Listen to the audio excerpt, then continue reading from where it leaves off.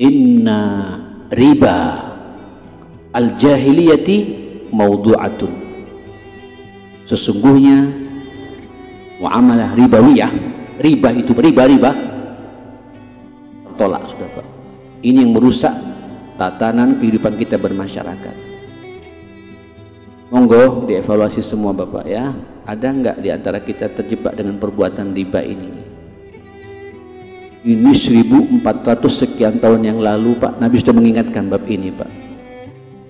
Ini juga yang merusak tatanan kehidupan kita bermasyarakat, riba.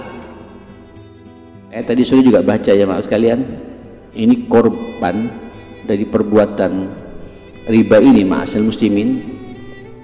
Auzubillah, memang Allah sudah jutaan Pak, jutaan. Dan orang pemakan riba, penikmat riba, lihat Pak tampilannya jamaah sekalian. Ini orang Pak kalau berbicara ketus, nyelekit. Hatta di satu sisi banyak kontribusinya Pak di bab-bab amal-amal sosial yang lain Pak, tapi masih dia menikmati riba. Kadang-kadang mukul keluarganya Pak. Dia bergesekan dengan relasinya jamaah sekalian. Ya, apa kata Allah Subhanahu wa taala? Orang yang hobi makan uang riba. Maksud saya Pak, riba di sini menyengaja, memang syughulnya riba. Apa? Pekerjaannya riba Pak. Tahu riba jamaah sekalian? Minjam 10 juta dikasih Pak, tapi tolong nanti bulan depan kau bayarnya 12 juta. Nyambung jamaah sekalian? Yang minjamkan dan yang meminjam,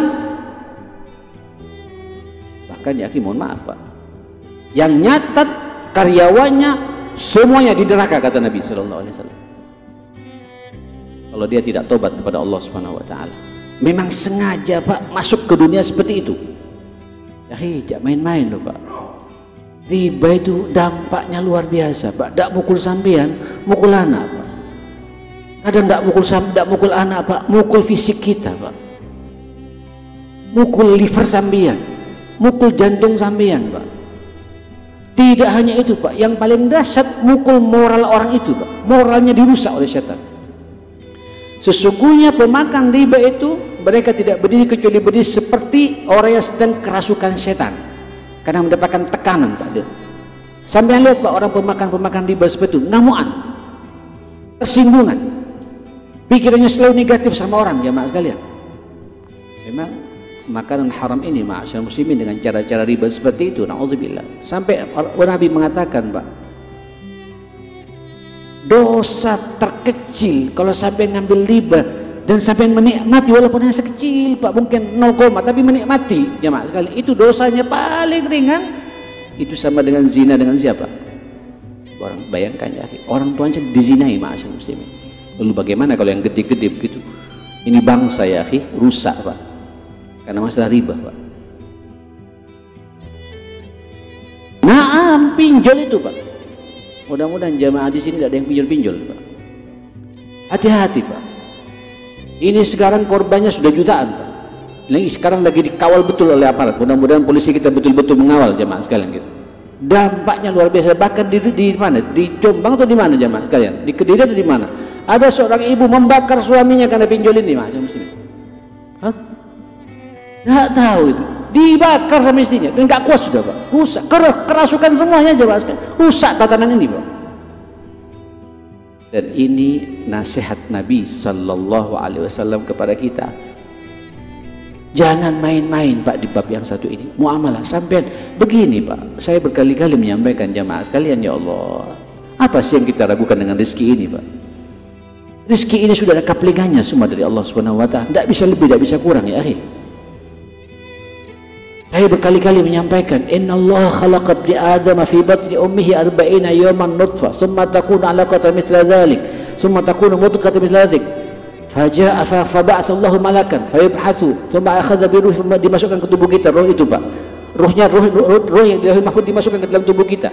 Ketika sampai berumur dalam kandungan ibu kita 120 hari, berumur 4 bulan Pak. Ditentukan oleh Allah, salah satunya apa? Rizki wa ajalihi wa amalihi. syaqiyun au sa'idun. Ini selesai sudah Pak. Kalau urusan rezeki buat saya ini akidah Pak. Orang kalau sampai menghalalkan segala cara, tidak percaya kepada takdirnya Allah, itulah orang Pak yang tidak yakin akan rezekinya, ma'asyiral muslimin. Jalani saja hidup ini Pak. Apalagi sampean punya takwa, ada iman Pak, ada amal saleh Pak, tidak neko-neko. Allah sudah menyiapkan kaplingan rezeki buat kita, ma'asyiral muslimin. Loh, bukan tidak berhasil Pak, orang-orang berhasil, tapi belum tentu jadi rezekinya Pak. Banyak contohnya Pak. Ujung-ujungnya masuk KPK, ujung-ujungnya Pak nanti berantem dengan kakak adiknya, berantem dengan relasi, urusan-urusan seperti itu jamaah sekalian. Ini 1400 tahun yang Rasulullah Pak mengingatkan pada kita, ini perusak agama. Jaga persaudaraan. Yang kedua, jauhi apa?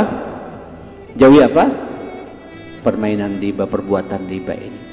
Pastikan muamalah sampean ketika pinjam meminjam, hati-hati Pak. Hati-hati ketika pinjam meminjam, yang namanya pinjol segala macam. Saya tidak akan minjam pada siapapun pula kecuali dalam kondisi terpaksa. Dan ketika terpaksa Pak, sampai berdoa dulu sama Allah Subhanahu wa taala, ketemu cari orang yang kira-kira bisa menyelesaikan urusan sampean Pak. Allah punya cara untuk menyelesaikan semua masalah kita jemaah sekalian. Tapi kalau sampean langsung ngambil jalan pintas, ingin menyerahkan STNK ya, atau BPKB ya, atau sertifikat rumah, apalagi sertifikat rumahnya Pak masih punya warisan Pak, ada kakak, ada adik, disertifikat hanya untuk minjam begituan jamaah sekalian. Hanya tidak mampu bayar Pak, disita rumahnya, disita juga jamaah sekalian. Apa kita nggak merugikan? Ini Pak merusak tatanan keluarga, kakak adik bisa berantem ya, akhirnya Pak antar sepupu juga tidak tegur sapa. Banyak contohnya ini ma'asyiral muslimin. Riba tadi Pak, riba hati dengan riba ini ma'asyiral muslimin.